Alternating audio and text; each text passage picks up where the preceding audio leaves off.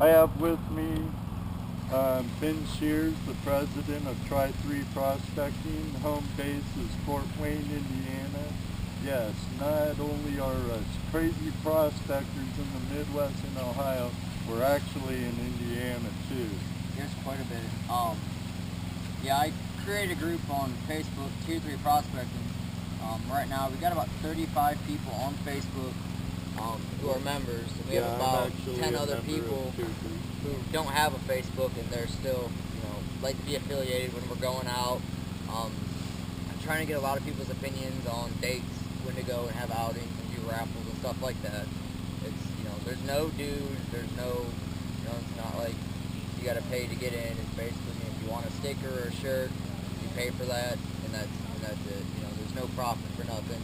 All the money's going to make it. This is a brand new club, like, I mean, in the infancy, a baby, so plenty of room for growth.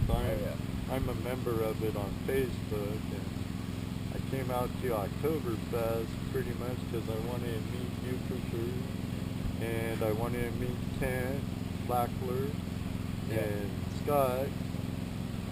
I've met them before at Gold Rush Days 2 years ago. Yeah, they said they went there. I mean, Richard Holly was down, Martin was here, so a lot of the really active members came.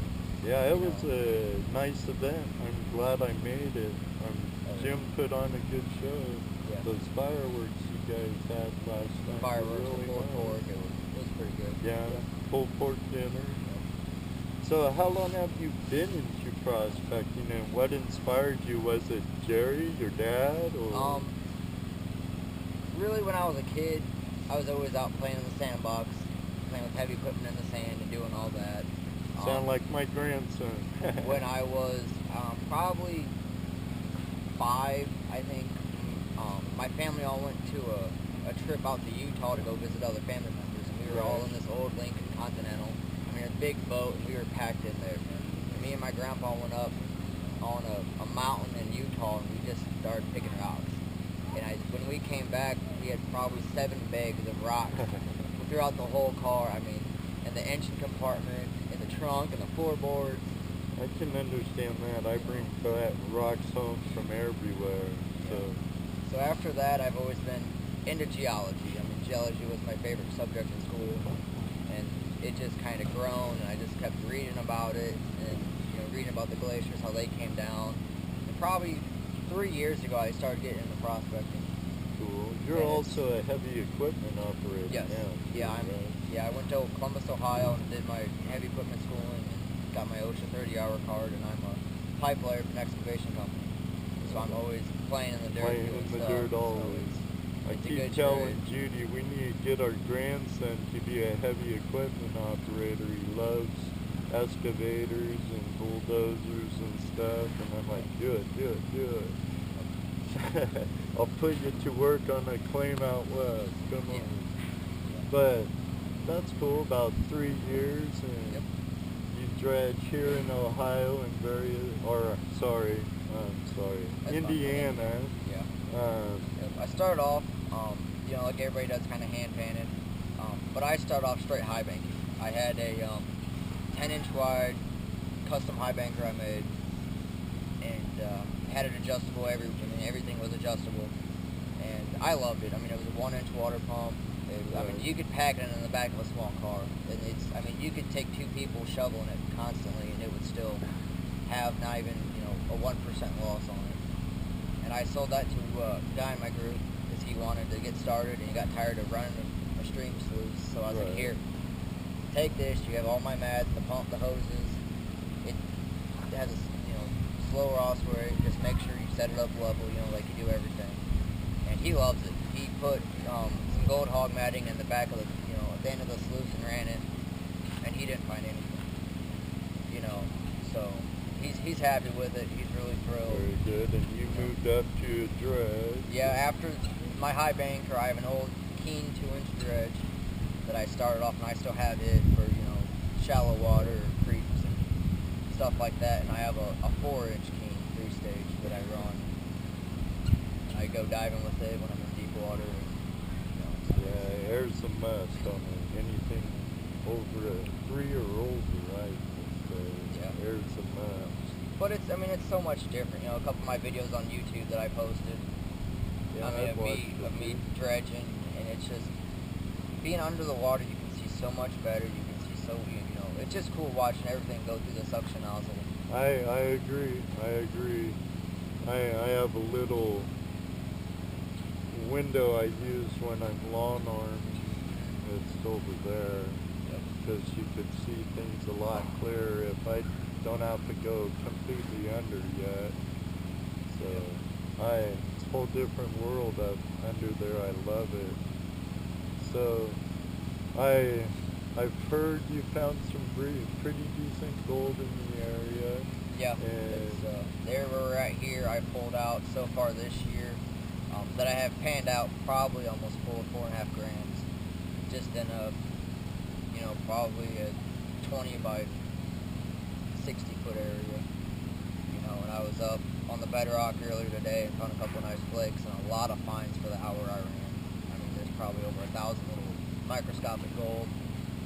You know, I did find a couple pickers this weekend, a lot of bigger flakes. So it was a good weekend. I mean, I came down Wednesday because of work. We were rained out, so yeah, me and Dad headed down. If I would have been able to get down sooner.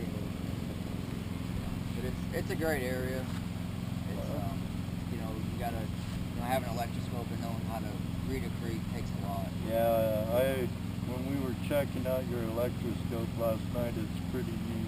As you know, I use rods and dowsing rods, you know, the stone. They're all, you know, a lot of things work for different people.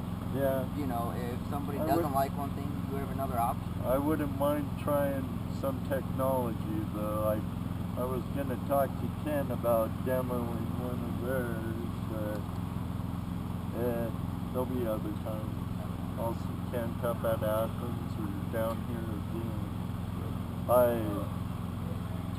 I thank all you Indiana people for the hospitality, and I hope to prospect with you sometime in the future, Ben. Oh yeah, I talked to Dennis, and he's got some property he can probably get us on. Dennis Dayton, he's looking into some property too. Yeah. So, you know, I got a guy for the 109 acres in North Vernon I got to do in spring, and it's looking really promising there. I mean, he's talking about a lot of big black sand and big cobbles and big boulders. So, I mean, it's right in the Glacier Hills, so it'd be nice to see what's there. Yeah, working over in Huntington area, I drive around the Wabash a little and said, man, I wish I had my gold pin. You know, Wabash, I've walked down through Peru, right down the creek, and just walked out in the river and pulled a pan out and found a couple little specks.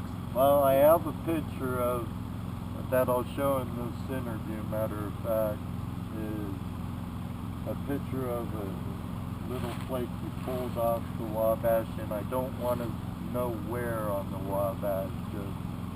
It's here, all you Westerners, it's here. Oh yeah, I've pulled off actually some silver nuggets I don't have with me. They're at home. And a lot of nicer gold. But any nice copper float nuggets? Nothing yet. I haven't found any in there. But I mean, the Wabash River is it's so touchy. You know, this past winter's really changed it a lot in a lot of areas. I mean, that happens with rivers and streams. A good flood season and it'd be totally different. Well, we had a cold winter last winter, and the guy I'm friends with that lives on the river said there was a 3.5 foot thick ice slabs that came down the river. And I mean, there was big boulders the size of cars that were in the river, and they're gone. I mean, they fell off in a deep hole, and they're nowhere to be found. So it changes a lot. I mean, you got to really get out there and test and study the river pretty good. Yeah. I mean, it's a hit and miss. You'll find a little bit here and a lot there, and you know. Reminds me of the Nooksack back home in Washington. Well, I don't want to take up much more of your time, and I know Judy's getting anxious. I need to finish my cleanup and try and play in a little more dirt while I can. I don't know, our drives might be the same. I'm about 3 hours and 20 minutes. Okay, yeah, our drive's about the same. So, well, thank you again, Ben. Anytime, Ed. Jerry.